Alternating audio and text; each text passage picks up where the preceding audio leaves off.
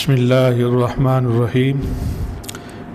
ایک مرتبہ حضرت شرف الدین مصلح سعدی شرازی دمشق میں تھے، مگر وہاں کے دوستوں کے ساتھ کسی بات پر ناراض ہو کر فلسطین کے بیابان میں جا بیٹھے۔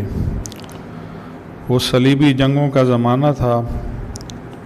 وہاں کے عیسائی صلیبیوں نے حضرت شیخ سعدی شرازی کو پکڑ کر قید کر لیا اور پھر وہاں سے طرابلس کے شہر الشرق کے علاقے میں لے گئے اور وہاں پر خندق کھودنے کے کام پر لگا دیا۔ وہاں پر دوسرے قیدی بھی قید تھے اور روزانہ کی بنیاد پر خندق کھودی جاتی تھی۔ معمولی سا کھانا قیدیوں کو دیا جاتا تھا اور سخت موسم کے باوجود مشکل ترین کام لیا جاتا تھا۔ حضرت شیخ سعدی شرازی صبر اور شکر کے ساتھ یہ سب سختیاں برداشت کر رہے تھے۔ ایک مدت کے بعد حلب کا ایک امیر آدمی جو اس علاقے سے گزرا تو اس نے قیدیوں کے ساتھ حضرت شیخ سعدی شرازی کو بھی قید دیکھا۔ وہ حضرت شیخ کے ساتھ اچھی طرح سے واقف تھا اور ان کو اچھے طریقے سے جانتا تھا۔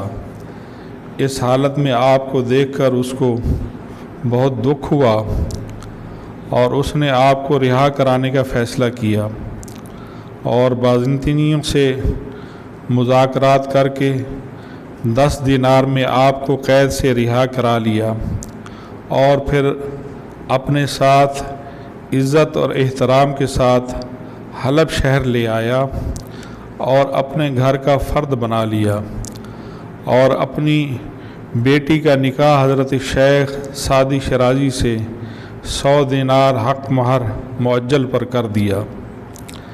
یاد رہے کہ اس زمانے میں 100 دینار حق مہر بہت بھاری رقم تھی۔ شادی کے بعد حضرت شیخ سعدی پر یہ راز کھلا کہ بیوی تو سخت ترین مزاج والی ہے اور سخت مزاج کے ساتھ ساتھ بد مزاج بھی ہے۔ حضرت شیخ سعدی سادہ طبیعت اور نرم مزاج رکھنے والے انسان تھے۔ بیوی کی بد زبانی کا جواب نہ دیتے تھے اور خاموش ہو جاتے تھے۔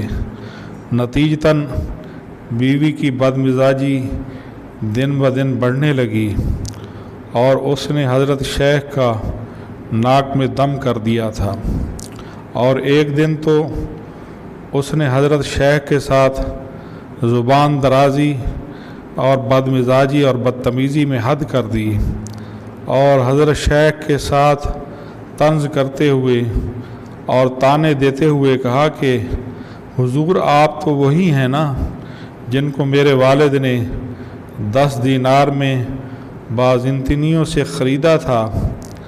حضرت شیخ کا اس دن صبر جواب دے گیا اور آپ نے بھی برجستہ جواب دیا، جی ہاں محترمہ، میں وہی ہوں جس کو آپ کے والد نے 10 دینار میں خریدا اور 100 دینار میں آپ کے ہاتھوں فروخت کر دیا۔